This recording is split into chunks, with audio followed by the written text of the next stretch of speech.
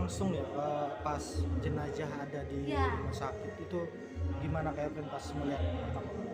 Ya itu sih, kalau saya masih ingat itu menyedihkan. Jujur, Romi meninggal tepat saya ada di Bali, dan waktu itu pas saya lagi ada acara, tiba-tiba saya ditelepon sama Bunda nangis.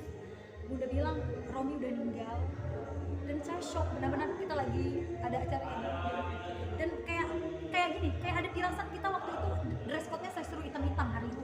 Ya betul. Oh iya. Punya dress code hari itu hitam-hitam. Iya, hitam-hitam. Saya bilang, teman-teman, dari pagi kita planning, kita hari ini dress code hitam. Dress code hitam-hitam ya. Tiba-tiba 1 jam kita di lokasi waktu itu. Bunda yang telepon, aku yang angkat kan. Langsung aduh lemah, dan kita pulang dari itu nggak ganti baju lagi karena pakai hitam-hitam. Jadi kita langsung ke TKP rumah duka. Saya diinformasikan dari keluarganya Romi langsung, ada papa mamanya juga, karena papa mamanya juga dekat sama saya. Benar-benar kita melihat keadaan dan pertemuan terakhir saya bersama Bu Romi kali itu sangat menyedihkan sih. Yang paling mengenang banget sosok Romi di mata Kak Evelyn apa sih? Dia teman yang baik, teman yang bisa menjadi sandaran ketika kita curhat, ketika kita butuh beliau kalau kita lagi ngomongnya dia menenangkan. Kita ngomong sama dia aja tenang gitu. Jadi dia pendengar yang baik, sahabat dan pendengar yang baik, yang bisa mensupport kita ketika lagi galau, lagi apa. Perempuan kan selalu ingin ngomong, bicara kan, tapi laki-laki juga mendengarkan. Nah, dia salah satu sahabat laki-laki saya yang mendengarkan ketika kita curhat. Bunda Rima juga merasakan hal yang sama. Pada saat itu juga banyak sahabatnya yang bertanya langsung kalau nggak salah di Instagram Kak Evelyn, bener apa enggak sih? Ya, apa gimana? yang bertanya-tanya, dan waktu itu saya membenarkan juga, saya buat postingan memang Bro Romi meninggal karena serangan jantung. Oh, karena serangan jantung pertama, beliau masih mampu dari melatih yoga jam 9 sampai jam 10. Dia pergi sampai dalam keadaan kritis, dia mengendarai motor sendiri pergi ke klinik. Udah ditanganin, udah sempat masih kasih data diri, masih bisa, dan akhirnya ditangani sama dokter. Habis itu udah membaik, udah dapat oksigen. Tapi ada serangan kedua, itu yang membuat Bro Romi nggak bisa tertolong. Itu kayak serangan ini balik, itu serangan kedua itu kayaknya memperburuk keadaan sehingga pembuluh darahnya itu pecah sampai mayatnya itu aja. Dia biru sampai hidung keluar. Darah semua. Jadi nggak tega banget lihat. Pokoknya kayak sekarang tuh kayak terbayang-bayang. Bahkan malamnya saya nggak tidur, rasanya ada beliau dekat saya. Mungkin saya thank you karena aku ada di sana. Aku malamnya itu nggak tidur ya, jangan sampai tidur, aku ya, betul. terkejut gitu. Karena rasanya ada dia. Saya bilang, bro, jangan ganggu saya. Saya tahu dia mau ucapin terima kasih karena aku datang untuk melihat dia terakhir kalinya. Aku ucap ngomong sama dia, bro, jangan ganggu saya. Kamu pergi aja yang tenang di sana, saya bilang.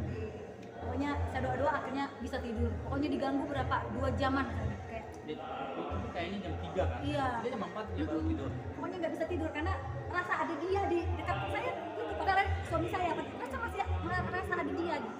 Itu sih. Tapi benar dikremasi ya? Ya dikremasi.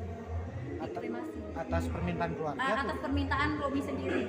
Ada kan teman-teman dekat dia tahu kan, dia kan ngerasa dirinya, karena itu udah 4 kali dia sering ini jantung itu 4 kali dan tertolong 4 kalinya. Dia sering sendiri pergi ke klinik, akhirnya baik. Ini yang kelima kali akhirnya udah nggak bisa tertolong.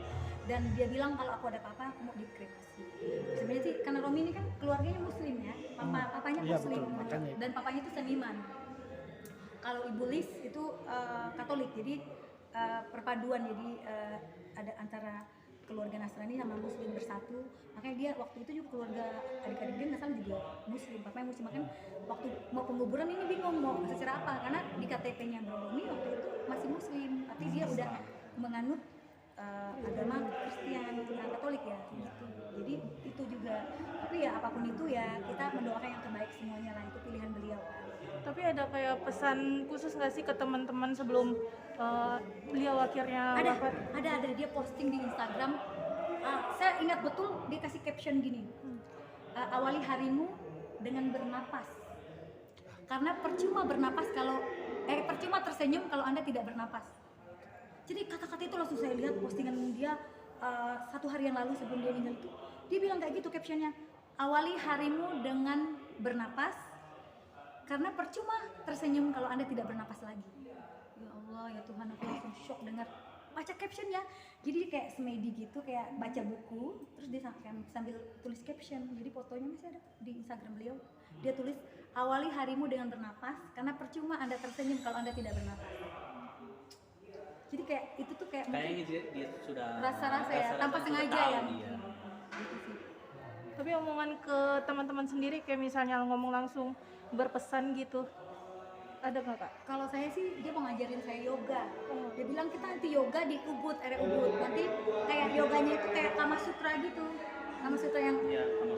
kan Kama Sutra kan saya udah nikah ya. Jadi kita yoganya itu yang benar-benar kayak Kama Sutra gaya-gaya. Ah, iya. You know kan Kama Sutra gimana? Agak-agak gimana gitu.